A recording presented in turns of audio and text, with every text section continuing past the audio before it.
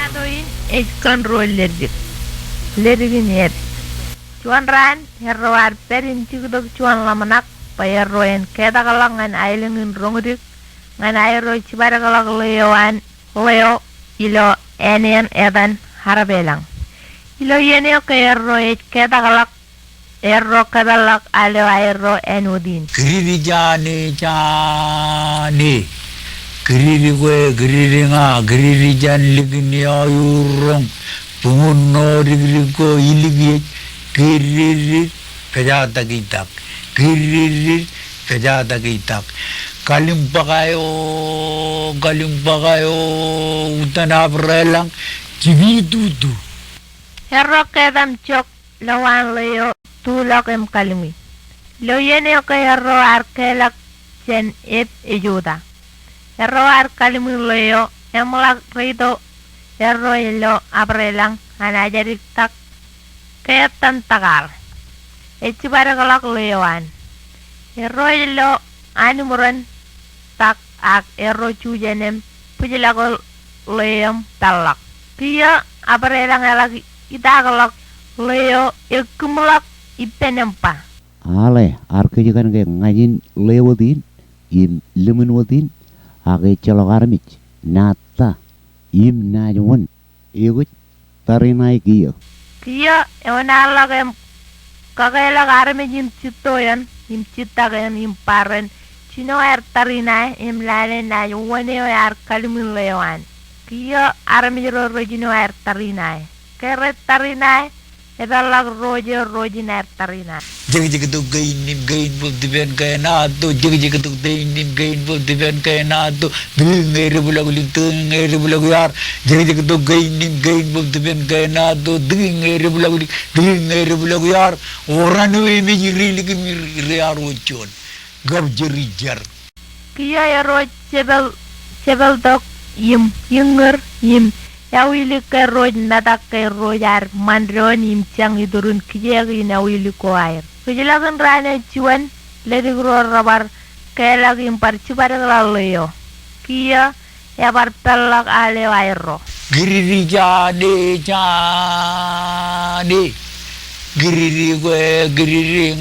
giriri jan ligini ayurong bungun rigiri go iligi giriri bedata gidak galimpa kayo limena abrelang tigidudu Erro ke lagam cok lak lawan leo yung tutu yung par kalmi.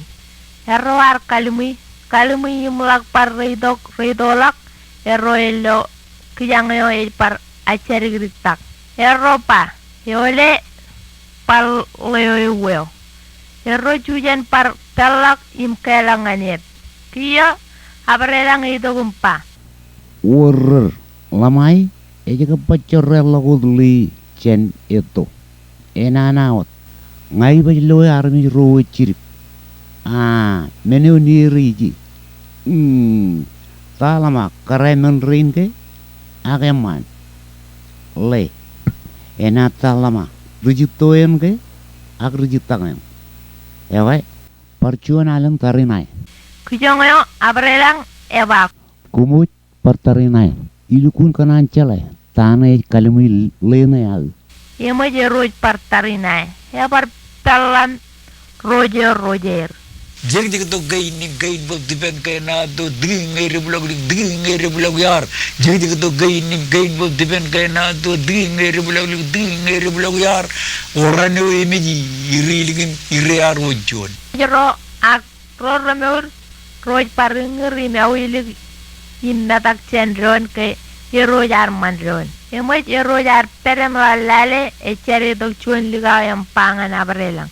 abrelang pacirik ja bebe iya cerik tokage enek bebe intain Abrelang agak koyampa giyo menyana abrik lokar mirinaro jangan bulok kubut jangan modal cimatan mirinam nek cetot ranek arar turum ini menjeragi itu kojamen bagian kami jamak lala tanai kokorele na Abrelang apa? urur ibana kelewin Pengen kelewin ako kumang yujim kami ja.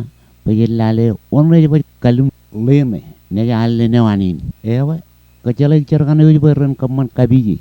Manaro ne gilan di akam ja igi armi jene. Kia. Harame je rowet. Roy kamantok mga em tanto jagi turun leyo em kacarem katat. Jadi ran kenat, jadi ran pop, jadi ran ni, jadi umin kine jarai pabu im lale.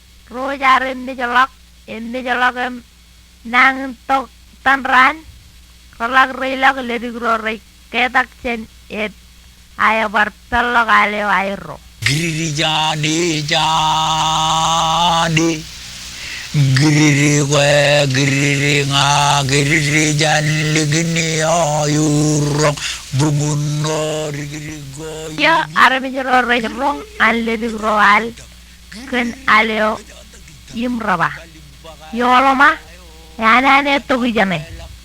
Ledi gro ragaba alu adem ketok. Erro ar ketok em lak chokolog iloleo. Arame jero raganaga chagayo em erro toilogoyo. Kia reli mogoyo impak alog. Ledi gro rajujan wadem chang.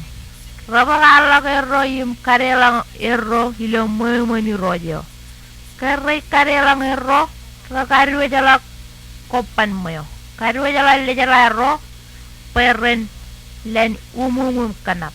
Kabijakan air roja manana kaya dor roi sirong amman. Kejere dela air kaman mangai. Chode niyo roi kubalak intan mangai ipen roi ni manana ipen lerigro. Kere dela lak intan yang ini do lerigro ralak dela lak yemo yang long bejan lerigro. Yemo jair ro riap kalong bejan ro imenut kaya rumit. Iroja abrelang apa? Ale tangane enot ba jige carada. Cholo ko pe chenarong carada kagir. Roba leri gro imlak. Chona ba jala ro. Reji prugula ko da ro. Pak pe ro im talak ke lagim chokar grigolak het. En haini manji.